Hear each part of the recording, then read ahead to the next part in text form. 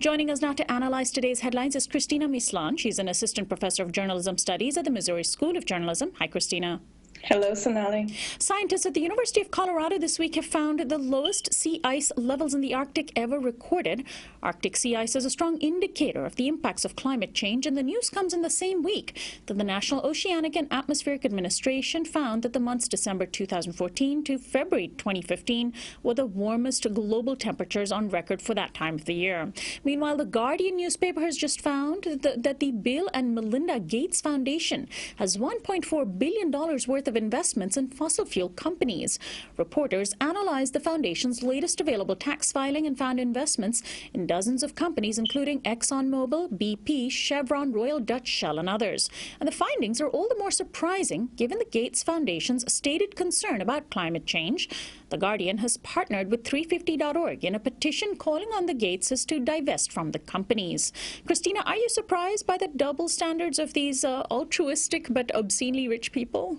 Yeah, I can't say that I'm surprised. I think, especially with the conversation about climate change, and we could probably say the same about other issues as well, is that climate change, because it's been so politicized in mainstream discourse and in mainstream conversations, we're often telling people, individuals what not to do, how to reduce their footprints. And so we separate the political from the economy. And I think what the Gates are doing is a reflection of that, of a kind of disconnect between how politics intersects with economic interest.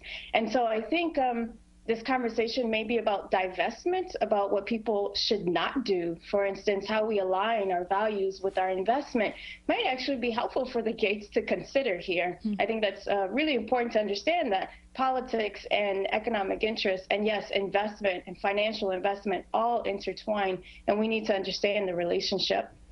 And thousands of farm workers are still on strike in San Quintin, Mexico, protesting poor working conditions. The LA Times has reported that farm workers began the strike earlier this week, blocking access to a major highway, resulting in at least 200 arrests. The workers are paid less than $10 a day to pick fruits, primarily for U.S. markets.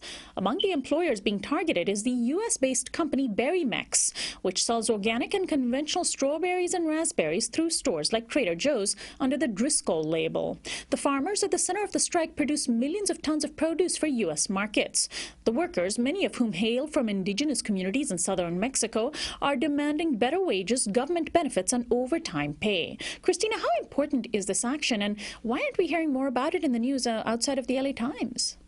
Well, it's definitely really important. And look, this is not a new issue in terms of thinking about the exploitative labor politics that are often led by U.S. multinational companies. This is very much an old issue. And so it's super important for us to understand that what we buy in the United States is often directly connected to the labor politics of other countries, right? And the exploitative labor conditions that actually exist. And the media, of course, if we did cover it, we would have to actually confront this issue and confront this contradiction, or I don't know if it's a contradiction necessarily, but we would definitely have to confront the issues of U.S. multinational companies and what we buy at the local level. And finally, a United Nations panel just heard testimony from a group of lawyers and academics at Syracuse University called the Cold Case Justice Initiative about unsolved murders of black men and women during the era of Jim Crow segregation and the civil rights movement. There were more than 300 murders known to be mostly committed by the Ku Klux Klan that were never properly investigated by the U.S. Justice Department. Some of the perpetrators may still be alive today. The FBI has been empowered to investigate these crimes through the 2008 Emmett Till Unsolved Civil Rights Crime Act, but apparently it has failed to properly pursue them. Meanwhile, news has emerged of what could be a new lynching. A 54-year-old African-American man named Otis Bird was found hanging in the woods in a rural part of Mississippi this week. He had been missing for several weeks. Bird's death is still being investigated. Cristina, how important is it for the U.S. to obtain justice for murders that were committed 50 or more years ago? Well, I do think it's really important that these cases are definitely investigated and that we find out what the details are and the perpetrators should be to whatever extent they can be punished. But I think what's even more important is that we connect this history to the hundreds of murders that have happened just in this past year, often by the hands of police. And so we need to do that connection, because if we don't, what we're going to do is we're going to talk about the history, but we're not going to talk about how this is not just the past. This is actually still going on today in 2015. And so if we don't do that, then we're not really doing anyone any justice.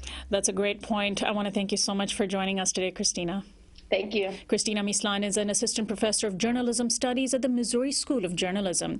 And I'm sad to announce the passing yesterday of well-known activist, writer, and filmmaker Danny Schechter. Schechter died at the age of 72 of pancreatic cancer. He was well known for his work with anti-apartheid activists, including Nelson Mandela himself. Danny Schechter, the news dissector, as he liked to call himself, will be deeply missed. This is Uprising. We'll be right back.